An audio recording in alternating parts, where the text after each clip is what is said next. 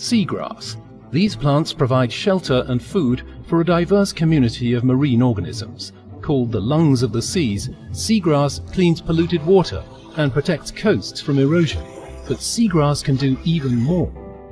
Seagrass binds nearly twice as much of the climate killer CO2 as forests on land, and 35 times faster. Scientists have discovered that one reason seagrass is so efficient at binding CO2 is its partnership with symbiotic bacteria.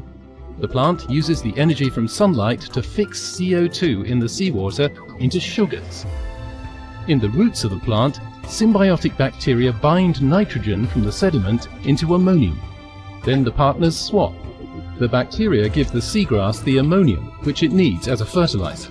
In return, the seagrass gives the bacteria sugars, so they have energy to produce even more biofertilizer. The success of this symbiosis has now been shown for the first time in seagrass by researchers at the Max Planck Institute in Bremen, using new and innovative methods. Their results: seagrass is a powerful ally in the fight against climate change.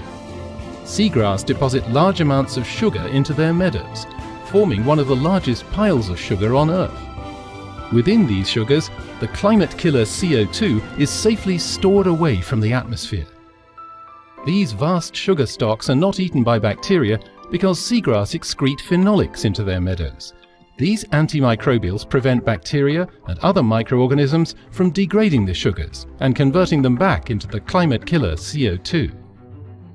This means the seagrass protects both itself and the climate. If microorganisms could degrade the sugars, the seagrass habitat would quickly deteriorate. The global destruction of seagrass meadows must stop, not only to protect the many inhabitants of these unique ecosystems. Humans need seagrass to combat global warming.